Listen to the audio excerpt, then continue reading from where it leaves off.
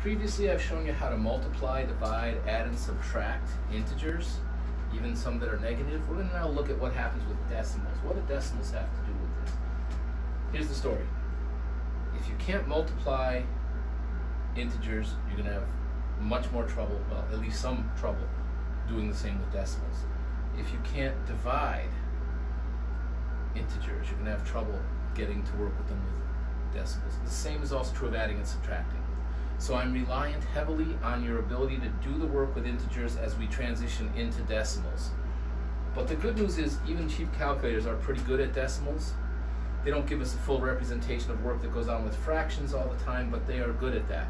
So I don't want to say, you know, oh boy, if you can't do this decimal stuff, forget it, just quit now. I don't want to say that, but I do want to say that our expectation is you can handle decimals at a level that we're going to ask you to, and then when we introduce the calculator to you, when we go into exams 2, 3, 4 and the final, then you can move on with that. But we need to represent what goes on with decimals. So the work I'm going to do with decimals is going to focus primarily on what's going on because there are decimals here, while reinforcing what goes on with the digits that are present just like they were for integers. All right, let's go to it.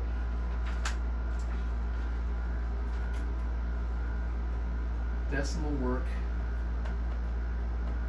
relies on our ability to handle integers. Okay, that's my statement. So that if you're still struggling with the integers, you need to get better at them before you're going to have the full effect of being successful with decimals. But I'm going to rely on that rather than teach the whole thing over again about what goes on. I'm going to address decimals, we're going to go through the work, and we're going to get our solutions and move on. Okay, so for addition and subtraction,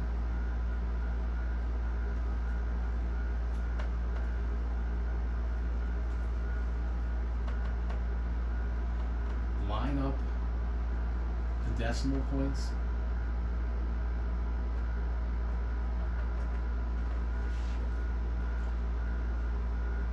and insert zeros as needed. It's okay to have empty space, but that's going to be especially to subtract. You may need those zeros. Then proceed in your columns. So if you can do addition and subtraction without decimals, because there is a spot where each number ends kind of with a period that is the end of the number, that's where your decimal goes. If stuff shows up to the right of the decimal, that means we have some fractions being represented here in digits that are to the right of the decimal. They are going to continue to create columns for us until we have space enough to handle the widest column that we have in the whole problem. And that's where the zeros come in, as I say, especially in subtraction. Let me get to it. We got 1.23 plus 56.897. Here's what you do. You take your 1.23 and you build off the decimal. You put your decimal here, and behind the decimal this has 8 and 9 and 7. And you make sure, even if your ones are skinny, that you give them a full width of space around them to handle the columns. In front of the decimal we have 56, but I would put the 6 and then the 5 as I work my way out from the decimal, and now we can do our addition. Do I absolutely have to have the 0 here to get work done? No. But you can always put it there. And now 7 plus 0, or just a 7 by itself. 3 plus 9 is 12. Carry the 1 from the 10 of 12. 1 and 2 is 3. 3 and 8 is 11. That means with 11 I put the 1 down here from the 1 and 1 up here from the 10 of my 11. 1 and 2, 1 and 1 makes 2, and 6 gets me the 8. And the 5 did not get fed anything else, right? It didn't have anything carrying over to it, and I got 58.127. If you have the ability to add those as integers, if it was 1,230 along with 56,897, you would do that. Your job in getting started is to line up the decimals and fill the columns with zeros. I didn't feel the need to put a 0 out in front there, but you could if you wanted to, right? Empty space means that it's not impacting our number at all. Let's go with 78.65 minus 7.3. This is 78.65.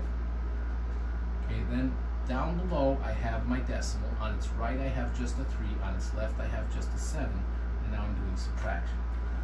This can be helpful, but isn't necessary. This down here, we have nothing to subtract, but some people do like 5 minus 0 to be easy to work with. So 5 minus 0 is 5, 6 minus 3 is going to get me a 3. 8 minus 7 on the other side of the decimal here, getting there I got a 1 and an unchanged 7. 7 minus nothing, also the same as 7 minus 0, 71.35. So the decimals make sure that we align what are our units, what are our tens, what are our hundreds if they are here, what are our tenths, what are our hundredths, what are our thousandths if they are here. Get ready for this. 123.74 minus 35.96. Ready? 123.74. And you just write that the regular way. The top number, you write it the regular way. But now when we put our decimal here, behind the decimal I have 9 and 6. And in front of it I have 35, but nearest to the decimal I have a 5 and then I have a 3. And this is subtraction. So let's see what's going to happen.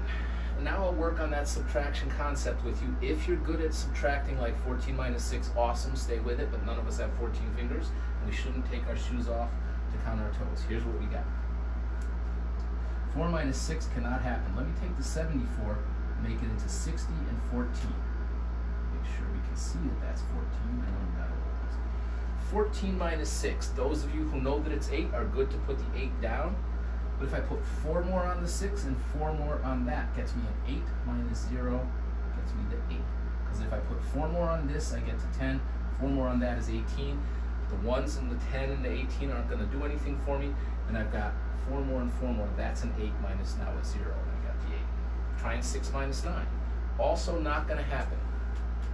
Okay, so now I have to take my 36, they're a little spread out, and turn it into 20 and 16. 16 minus 9, if you know it's 7, you're good to go ahead and put the 7 down there.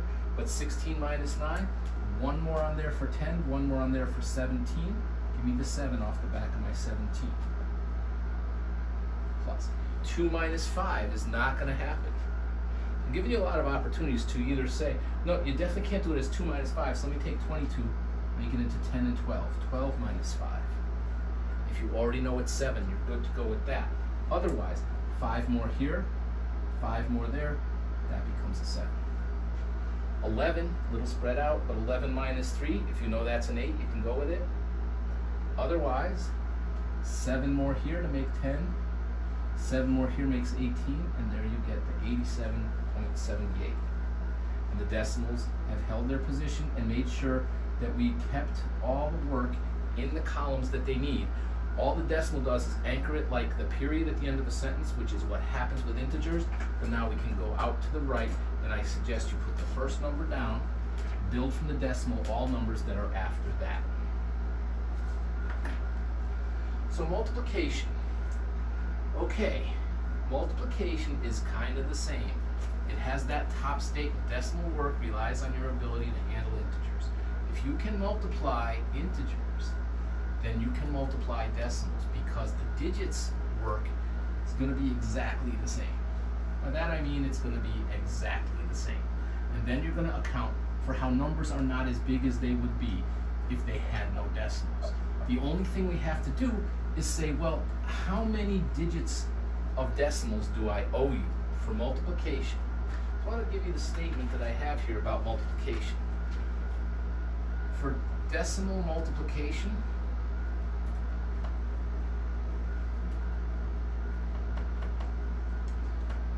what we do is, number one, we multiply the digits as though there were no decimals.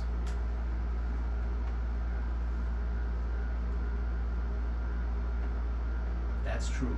We get our digits, the numbers that have to be in what order and what they add up to is all done the same as if there was no decimal. Then, number two is we pay back all the decimal places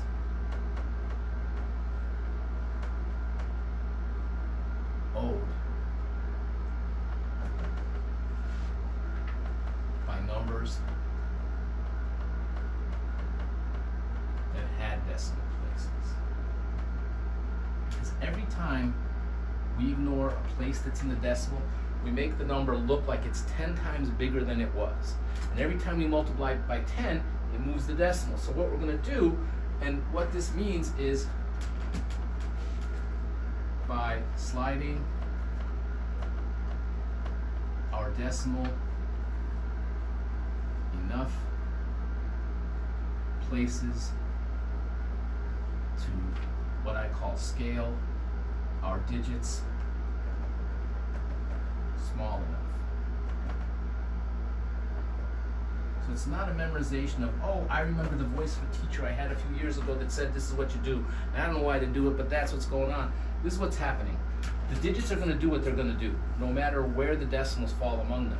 And then the decimals are saying, look, if I have any decimal places I have are going to make you smaller than you were. Your digits are going to stay the same, but I'm going to move the decimal to weaken the strength of your place values.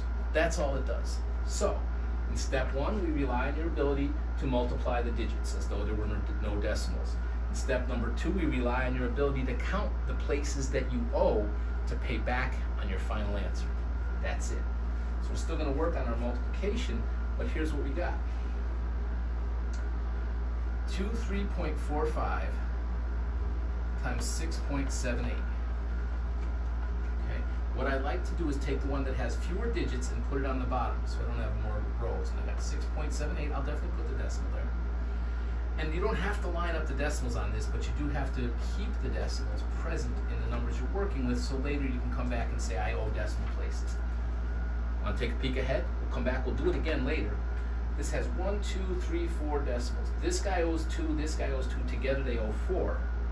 That's why this number is 23, not 2,300. So it's going to do its work with 2, 3, 4, 5. But when we're done, we got to let 2 decimal places bring it back down to be 23 instead of what we might call 2,300. And this is going to be 6 instead of 600. 678 is 6.78, not 600.78. So we owe them a couple decimal places because we're not in the hundreds. And that'll happen at the end. Until then, it's about multiplying, which we'll work on. You'll see a lot of me working through the process to help you through multiplying if that's where your difficulties lie. 8 times 5 is 40. The 4 from 40 is here. 8 times 4 is 32. Pick it up for 36. Lay the 6 in here. From the 36, we got the 3 there. Now, 8 times 3 is 24. Pick it up for 27. Lay the 7 down there. Or pick up the 22 right there. 8 times 2 is 16. Pick it up and get 18. There are no more digits to conquer, so we got 18760. That's what the 8 got for us. Now we begin using the 7. But the 7 is sitting like it's a 70, so I have this 0 already. 7 is there, ready.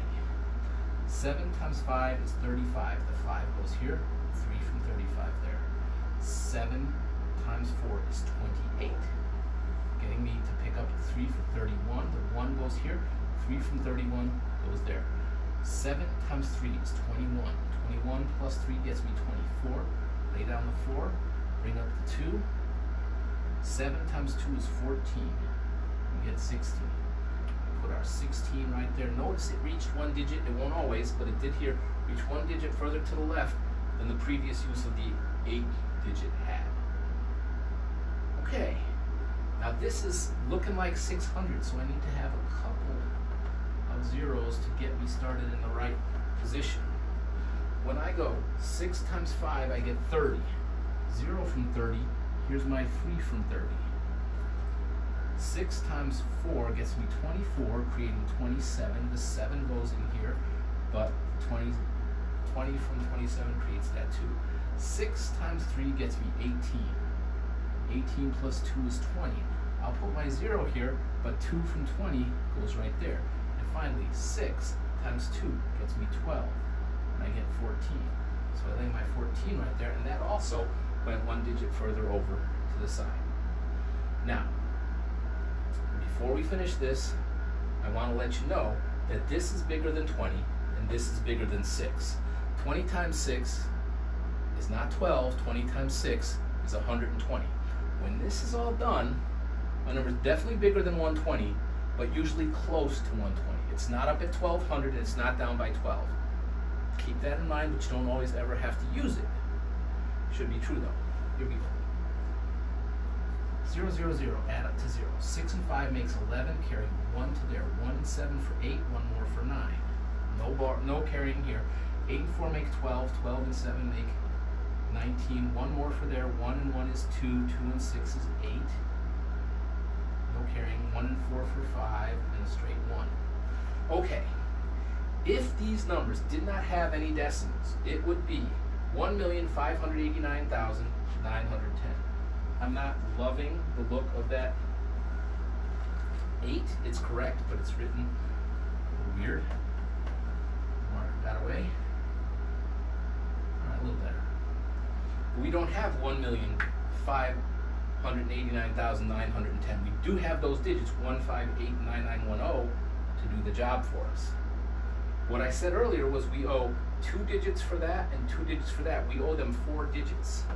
So we go 1, 2, 3, 4, and we park our decimal behind that 8. And we get 158.9910. There are the 4 digits behind the decimal that I owed. So I want that 0 there while I'm saying I owe those. You don't have to put that 0 there. In science you might, but in math you can put it ending with the 1, or you can put 1, 0. In science, if the 0 is there, it means I looked here and I found a 0, rather than I stopped and rounded it. So keep that in mind if you ever run into significant figures. What I had said earlier, this is 6. This number is bigger than 6. This number is bigger than 20. 6 times 20 is 120. That number is bigger than 120, but not by much. I don't want it to be down near 15, and I sure don't want it to be up near 1500. It needs to be near 120, and it is, and that's what it did. So you need to be able to do the multiplying to get your digits in position, and then come out of here with what that number needs to be. So I'll do another one. The only space I'm going to need to steal back is maybe right here. Those were correct, but they can't stay forever. You still have it on video. All right, 76.43 times 34.8. This is 3 digits, that's 4 digits. I think I'll keep the 76.43 on top and 34.8 down low. We're going to owe them 3 digits when we're done. Okay? What we have here is 2 digits there, so we're not at 7,600, we're at 76, we owe 2 digits. This is 34, not 340. So we're going to owe 3 digits later. We'll come back and count them again, but we're going. 8 times 3 is 24, 2 from the 20. 8 times 4 is 32, pick it up for 34, so my 4, 3 from 34. 8 times 6 is 48, 51, drop the 1, 5 from the 51.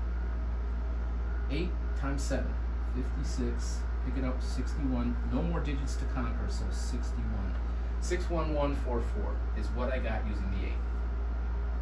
Now I put a 0 down so I can use my 4 is 40, the 4 from 348. 4 times 3 is 12. I do need 1 from the 10 of 12.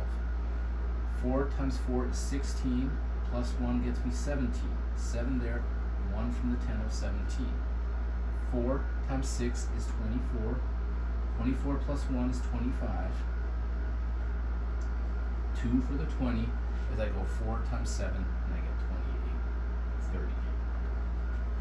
No more digits to conquer, so 30 here. Now as I go to use my 3, that's 300, so it's not 3, it's not 30, it's functioning like 300. 3 times 3 is 9, I don't even need to add anything over there. 3 times 4 is 12, so I'll put my plus 1, there's my 10 from 12.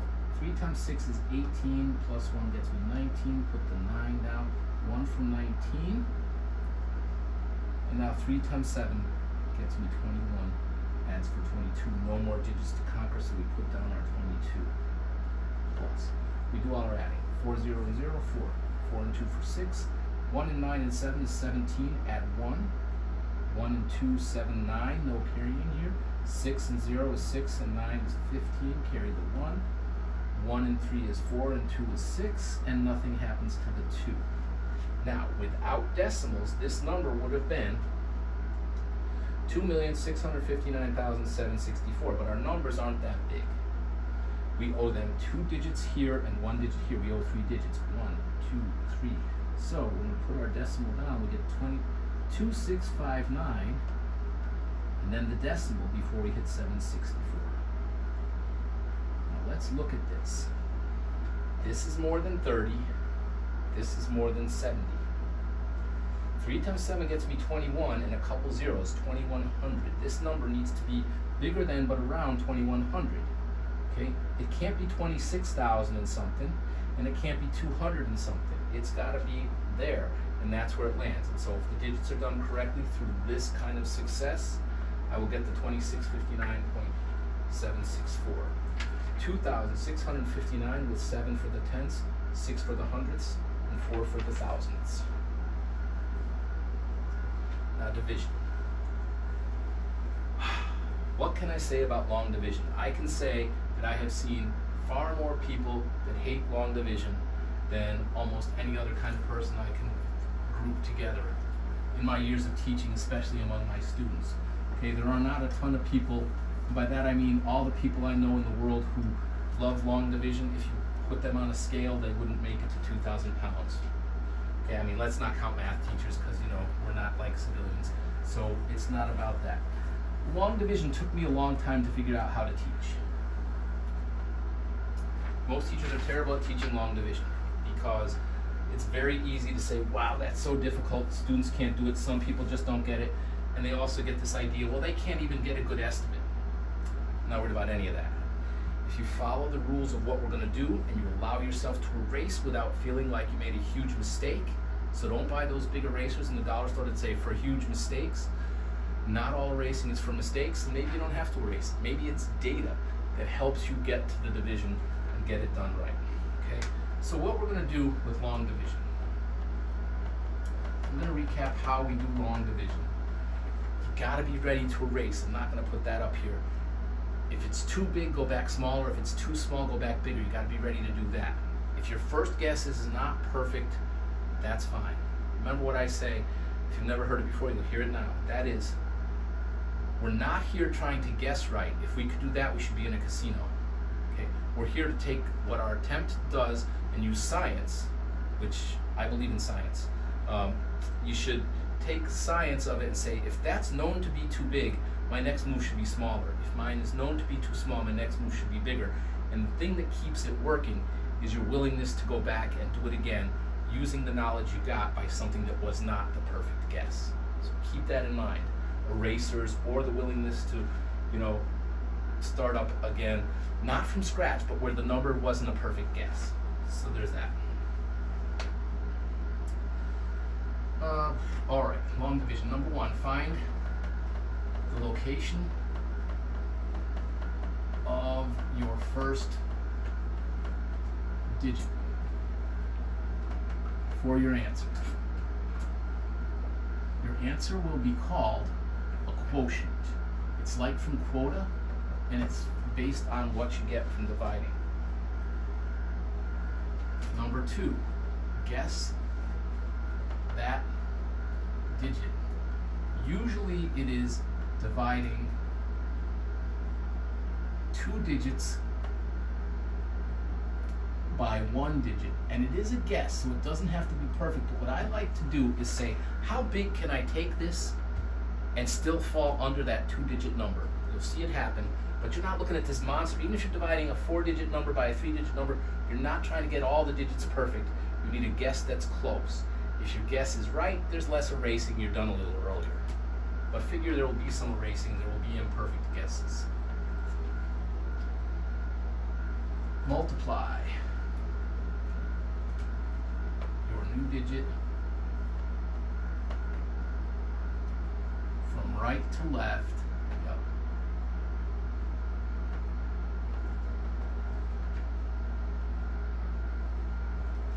And align columns. What that means is columns are important, which is why you start on the right. And if your number is too big, you push that number off to the side. You're going to pick it up the next time you come by to do the multiplication and adding. So that gives people some trouble. I get it. subtract. And if your result is, first thing, A, negative. The subtraction wants to come up negative. Go back smaller. You took away too much. It's not a bad thing, but now you know that you took too much. Go back smaller. You took away too much. B, greater than the divisor. Oh, so now I threw a word at you? Right. What we have is the quotient. Sorry. What we have is what I like to call, this is a tough word for me, the product, which is where it winds up. And then I want, this is what I'm dividing by, so it looks like the word divide. There's our divisor. And then up here we get the quotient. Plus we get the remainder, which goes back over the divisor. And here's your answer. If you have a remainder, it's the quotient plus the remainder goes over the divisor. The remainder has to be positive. If your number that you got after the subtraction is bigger than the divisor, go back bigger.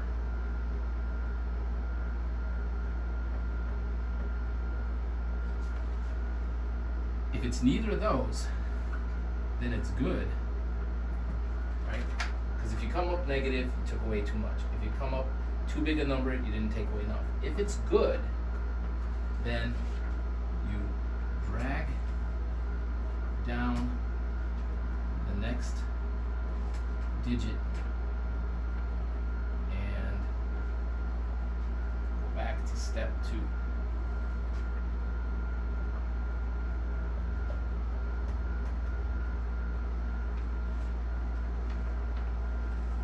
Kind of want to let the information stay there. We're not going to fit a lot of dividing on the board if we do this, but if you get a good number, drag down the next digit, go back to step 2 because you're going to try to get the next digit until the remainder equals 0 or the decimal repeats a pattern. One of those will happen. Okay, if you're getting something that could be set up as what we call a rational number, a number that can be divided in any way, it will either come up, the remainder will either set up such a situation that it works out when the decimals are going there. Now, how did decimals get in here? With as many 0 decimal digits as you need. Now, what would I suggest you do? If you got all that on your computer right now, I would suggest you do what you can to take a picture of it with your phone, snap a picture of it, whatever you can do on the screen of your computer, because that's going to be great to have. But look at how little space I have left on my little board to do long division. So I'm going to give you a chance. You can, of course, stop your video right now, and I would suggest you do that and get a picture of it. Or if you've written this down in your notes, have your notes right there. Get another piece of paper to work on these long divisions with. Because unlike when we're in a classroom, you can stop the video and get this going. Why? Because I need the space. I'm giving you a good run of time here, but I didn't need to give you more than 5 seconds if you know how to scroll back in the video and get there. But this is what we have. If I'm in a classroom, I need to keep that there for you so I can work on it. But also, I have 30 feet of board sometimes. So I want you to be able to look at this long division stuff. This is what's true. The thing we've added with decimals is when we get to the end, we don't just write R or we don't throw the remainder over, right? What happens here is then the quotient can have a decimal somewhere in the adjusted divisor. Okay. The other thing is we cannot divide by a decimal number with it sitting out there. And so that I want to add to the beginning step. Multiply the divisor and what I call the product, the number you started with, by a power of 10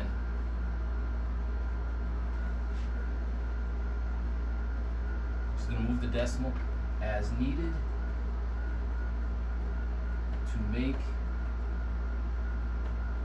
your divisor whole. What does that mean? It means that if you have 3 decimal digits, you're going to multiply by 1,000. Must you know it's 1,000? No, but you do have to know that you need to have 3 digits of making the divisor bigger. If you do that to the divisor, you need to do it to the number you started working with, which I call the product.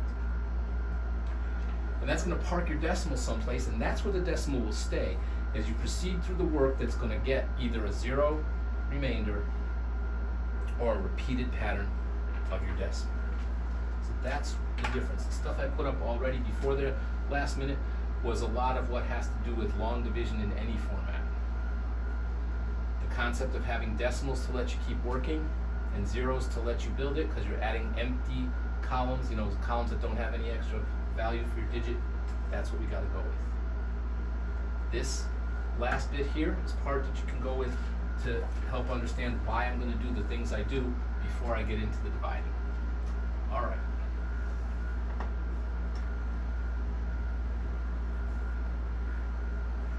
Division. I mean, that's the way it goes. Thank God for calculators, you know? But we can do this. And I've worked out a way to get this stuff done. So I want to do 36.981 divided by 5.87.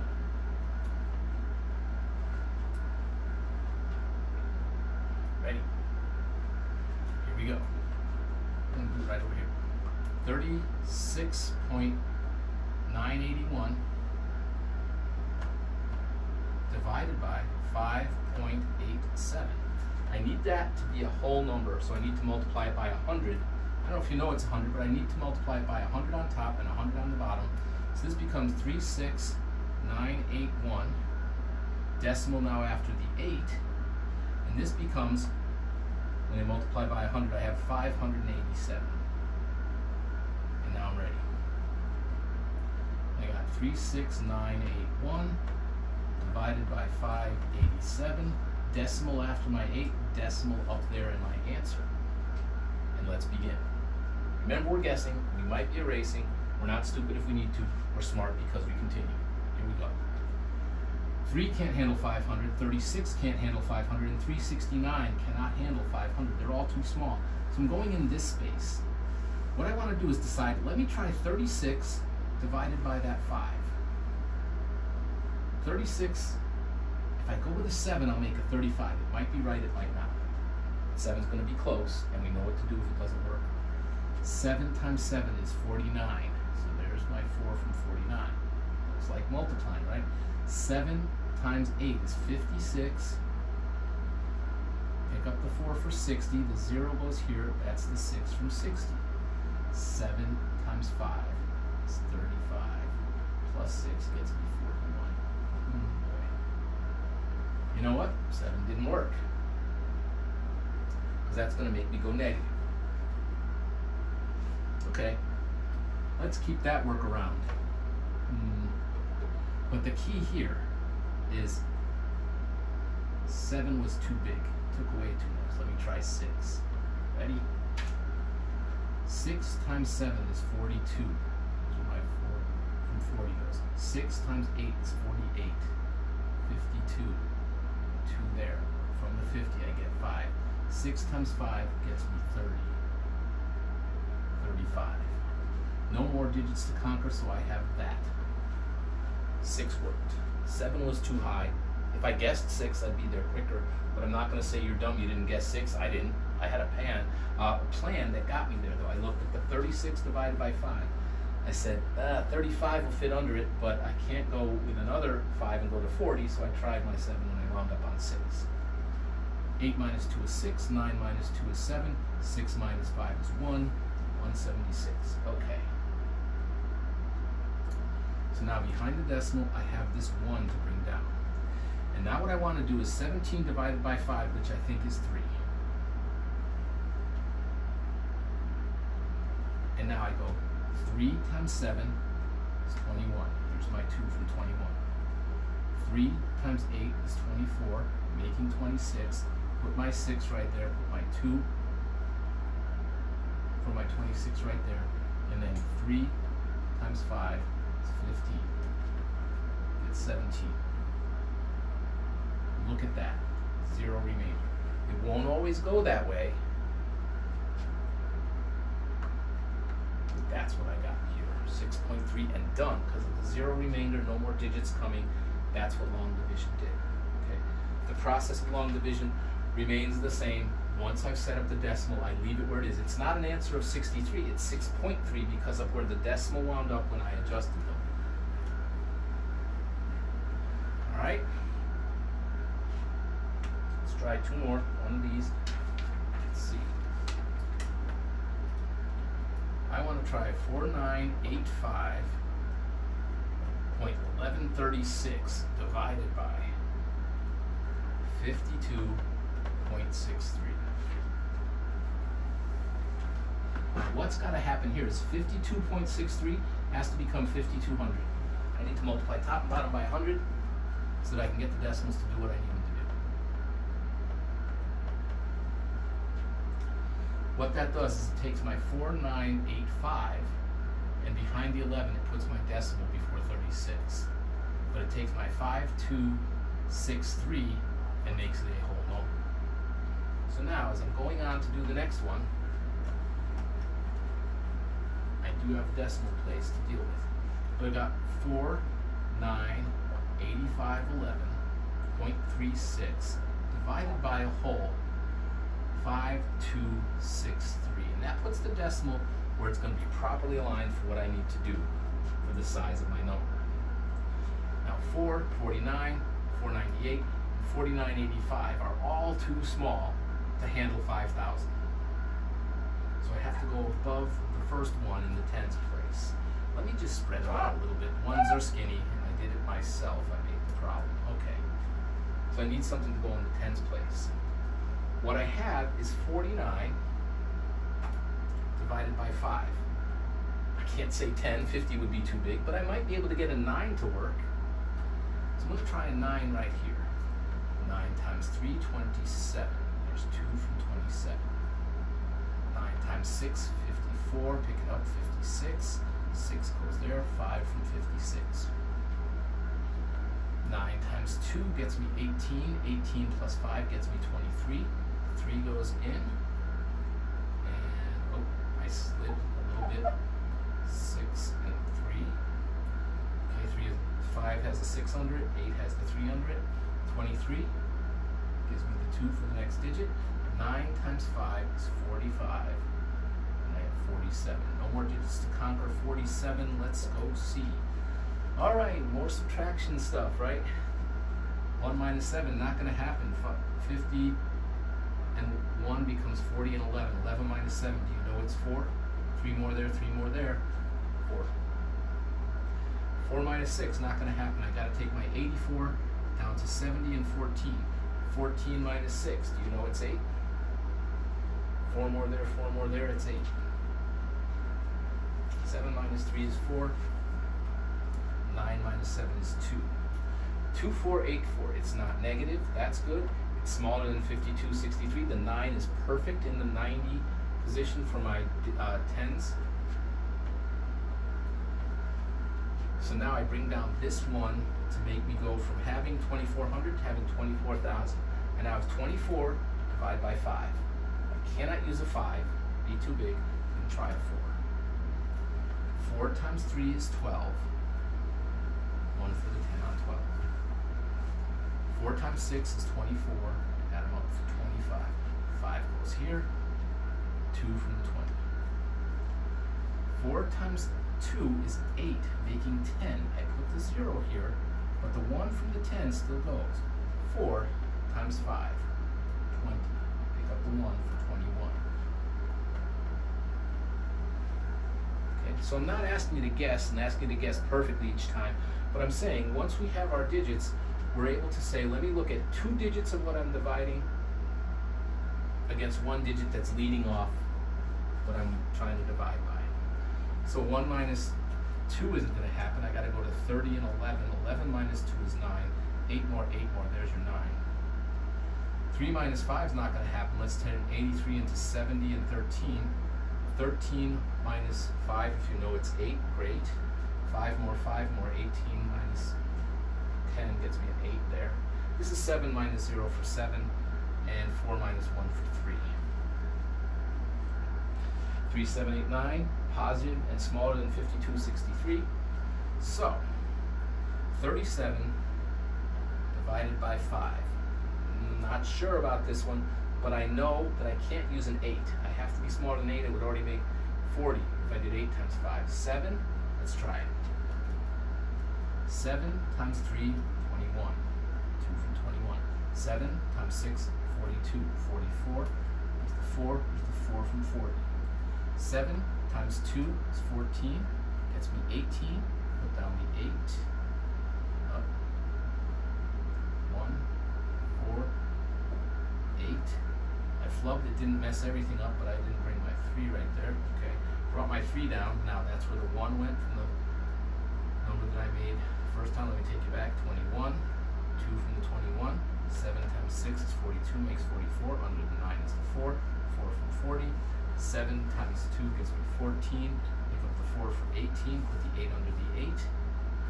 7 times 5 is going to be 30. I got the from the 18. I got the 1.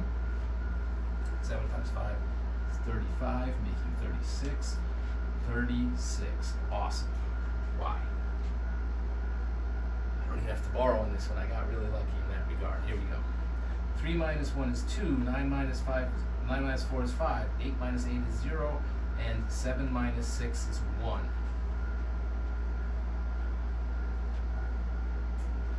Okay. 1052. And smaller than 5,000. Positive. Got to bring down the 6. Come on, do it for me. 10 divided by 5. I think I'm going to get 2. All right. 2 times 3 is 6. 2 times 6 is 12. Bring the 1 over from the 12 is 10. 2 times 2 is 4. Pick it up as 5. That's a 5 with nothing to carry over. And 2 times 5 is 10. Yay.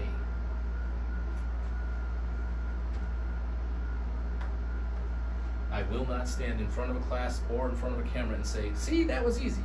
Because it surely was not. It took a lot of steps and a lot of work. That's why I'm so thankful we have calculators these days. But we delivered. Okay? What happens if you go too high? You got to come back lower. If you go too low, you got to come back higher. But when you hit it, you get to advance to the next digit. And there the 6 got me home. If this wasn't 0, I would be able to put zeros after the 6 and keep bringing zeros down and keep working until I hit a 0 remainder. Or a repeating decimal digit.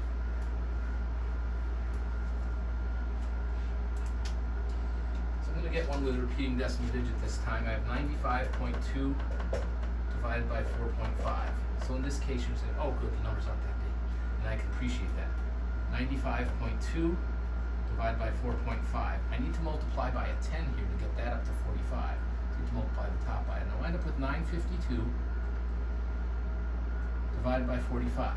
952 divided by 45.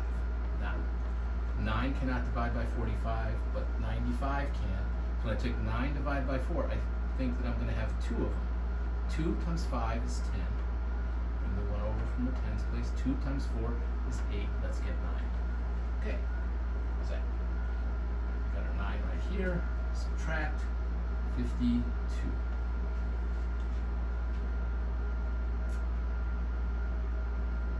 Now, how many? Here's my decimal. Right here behind my 2. 52. Let's see. had the 5, and now I bring down, I have 52. There's a single 45 in there. What I have is 5 divided by 4. I see one of them in there. 1 times 5 is 5. 1 times 4 is 4. Subtraction turns into 40 and 12. 12 minus 5, 5 more, 5 more. 7 minus 0 is 7. Now what happens? Looks like we're done, right? Remainder 7, we're not doing that. 0. And I'll move this 8 plus 1 over here. Up here on space, because I may need some run room. Ready? That's a 70. Right, I bring down the 0 that I put in behind my decimal. I have 0 tenths, 0 hundredths as needed. 70. How many 45s in there? Like 1. 45. So this becomes 60 and 10. 10 minus 5 is 5. I got 25. Again, 0. So 25, 45, I go to 0. Bring that down. 250. 25 divided by 4. I'm thinking of a 6. 6 times 5 is 30. So I got my 3 up here. 6 times 4 is 24. Gets me 27. That is too high. So 6 is too high. Coming back for you with a 5. 5 times 5 is 25. Here's the 2 from the 25. 5 times 4 is 20. I get 22. Okay, that gives me 40 and 10. That's a 5. That's 25. Do you see the 25 just occurred again, which is going to make another 250?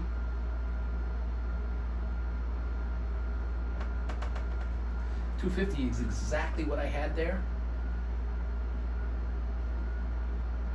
So when I bring this guy down, let me make sure these look like dots.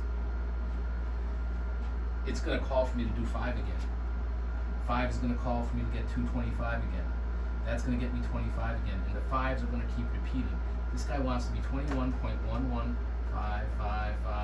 It wants the 5s to go on forever. That's called 21.11 or 21.15. And when the 5 repeats, I put a bar over the part that repeats. Don't get the bar to reach over the 1, otherwise it would be 21.15151515. 21.1 and then endless 5s. I've hit the points of what you need to handle division here for decimals. We're not going to go into the homework for the same kind of stuff, so if you need more examples, you can look in the homework. But I'm just going to do examples of those, a few, to support this idea.